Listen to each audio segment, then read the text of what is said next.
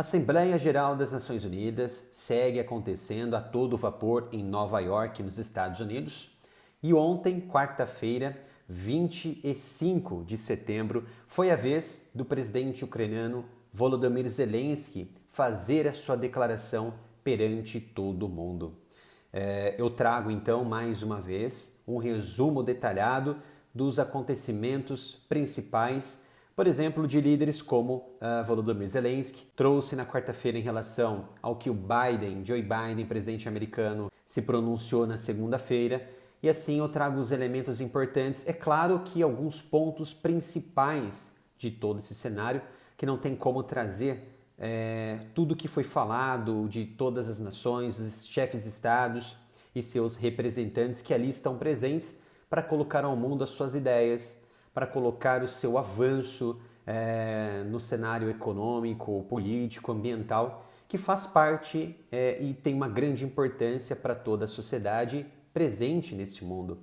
E o que mais chama atenção é a presença de fato de nações que hoje estão lutando no beligerante, como Ucrânia e Rússia, que estão ocupando o mesmo espaço em Nova York. Por exemplo, Sergei Lavrov, que é o ministro das Relações Exteriores, e Putin, da Rússia,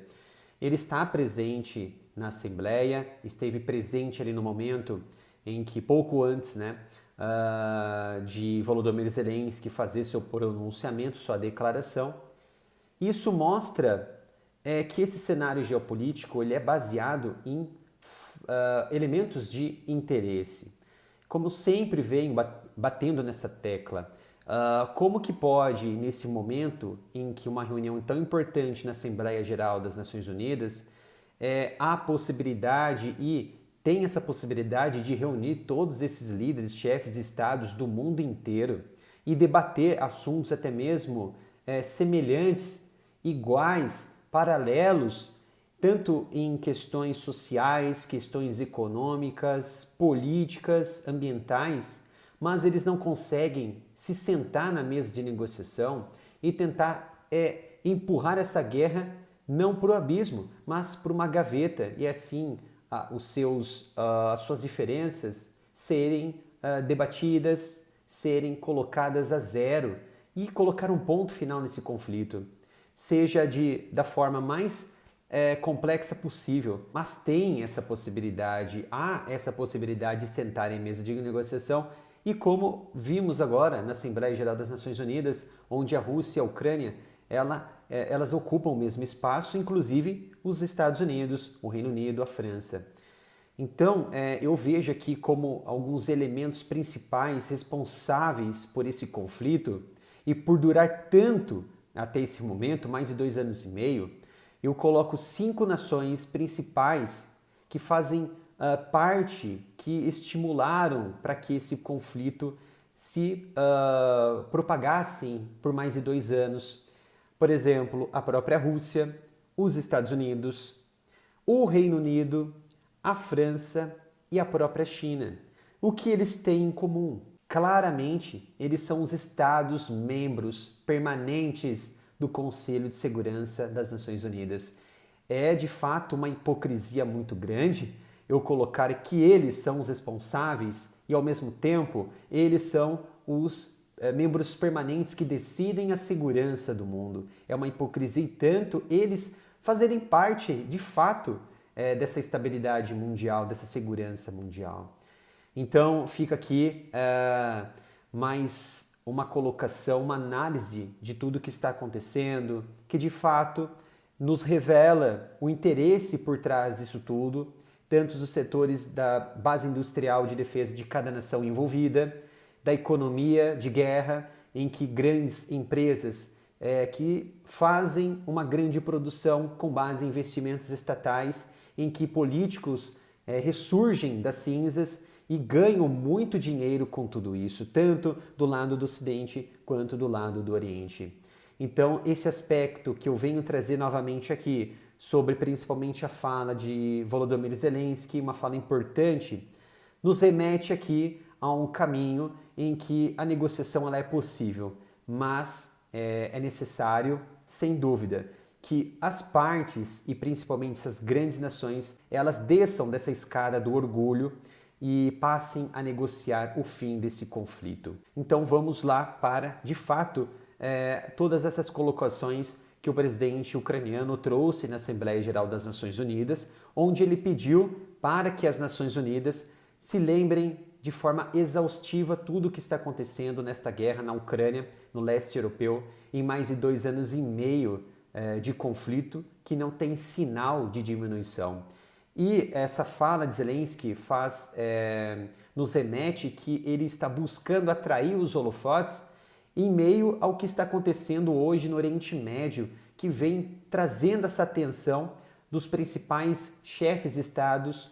e dos principais meios de comunicação de todo o mundo, que tanto estão com holofote em Nova York, na Assembleia, quanto também no Oriente Médio, numa possível guerra que pode acontecer a qualquer momento entre Israel e o Hezbollah no Líbano, que de fato já está acontecendo, mas nada ainda declarado oficialmente. Então, buscando reunir apoio após mais de 2 anos e meio, Zelensky lançou dizendo ali que a Rússia ela é tida como a principal ameaça para todas as nações do planeta e que está muito além da Ucrânia. Hoje, a Ucrânia ela enxerga a Rússia, apesar da sua grande dimensão situada no globo, ela busca ainda expandir os seus tentáculos, expandir as suas terras, os seus territórios, além de suas terras, além das fronteiras do leste europeu. E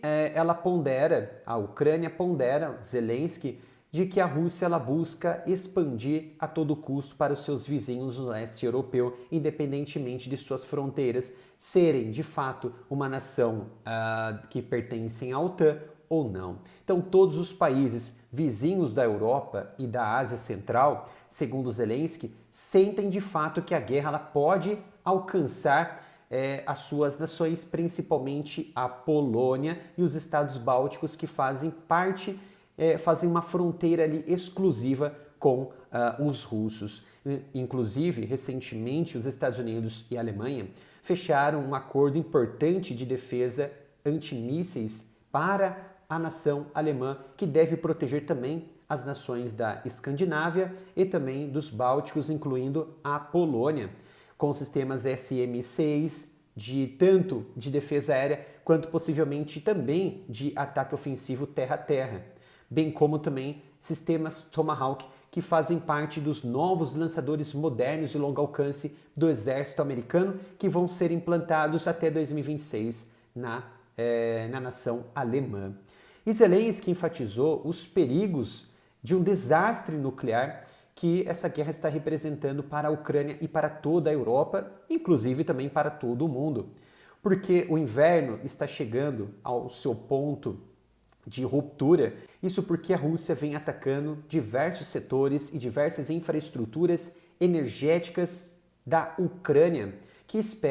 agora está muito próxima do inverno que começa em dezembro e tem data para término até março de 2025. Então a Ucrânia ela precisa estar com seus setores de infraestruturas elétricas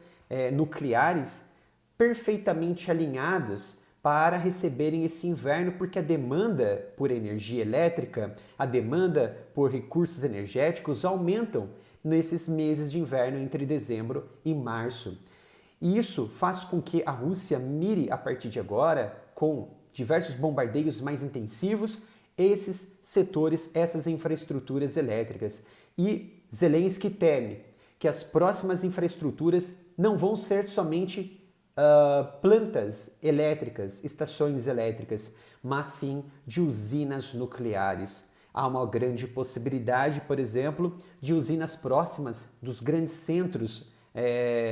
do grande centro da Ucrânia ser a próxima vítima desses ataques, desses bombardeios, o que pode ocasionar um desastre ambiental sem igual e até mesmo permanente por longos anos, como aconteceu em Chernobyl lá na década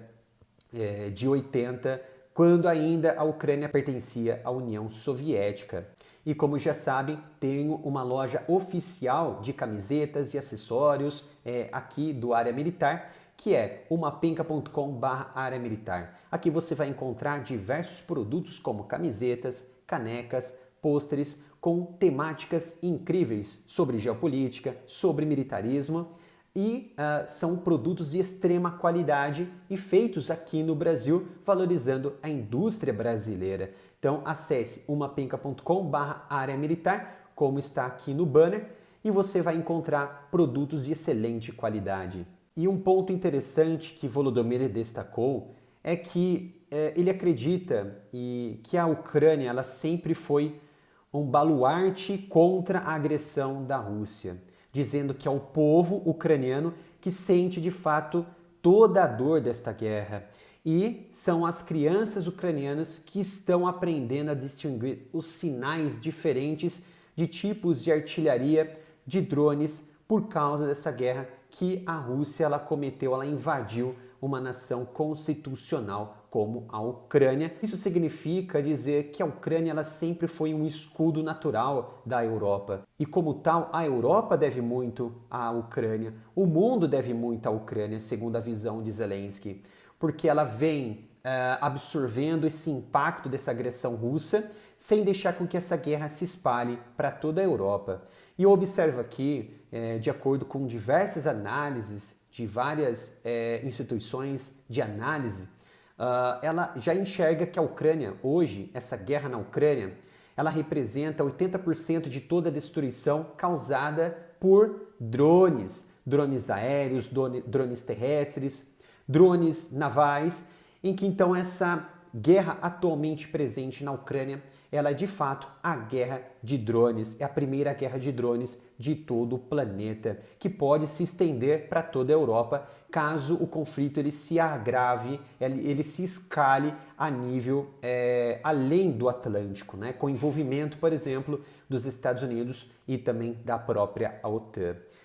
E embora Zelensky ele tenha pedido o apoio de todas as nações para enfrentar, de fato, a Rússia, ele quer, na verdade, que todas as nações se unam para colocar um fim nessa guerra, para acabar com a guerra. E ele destacou 2 países principais que tornaram possível que a Rússia ela expandisse esse conflito por mais de 2 anos e meio e que mantesse essa máquina de guerra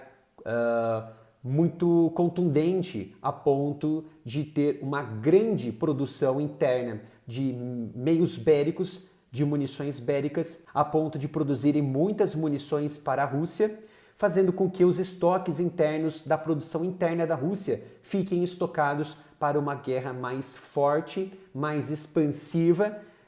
possivelmente contra a OTAN ou quando essa guerra na Ucrânia ela exigir um aparato bélico muito maior do que vimos até hoje, a ponto de realmente colocar um ponto final nessa guerra, colocando uma saturação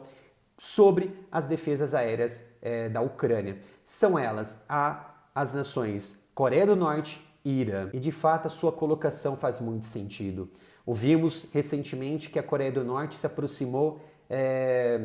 de forma formal com a Rússia, com Kim Jong-un se encontrando com Putin em 2 ocasiões em pouco tempo,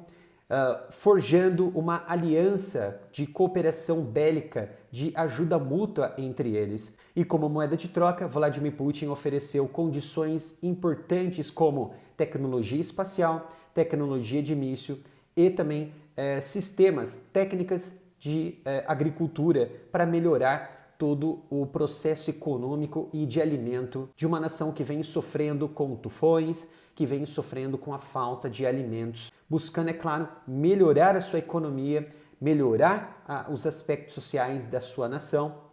e também, como moeda de troca, oferecer diversas munições e mísseis de grandes níveis para a Rússia atuar em sua guerra na Ucrânia. Espero que tenham gostado desta análise sobre as falas de Volodymyr Zelensky na Assembleia Geral das Nações Unidas, o que isso representa em todos os contextos possíveis desse conflito geopolítico. E diante disso tudo, não deixe de se inscrever, ativar as notificações, curtir e compartilhar o vídeo para não perder nenhum conteúdo. E obrigado pela sua presença e nos vemos no próximo vídeo aqui no canal.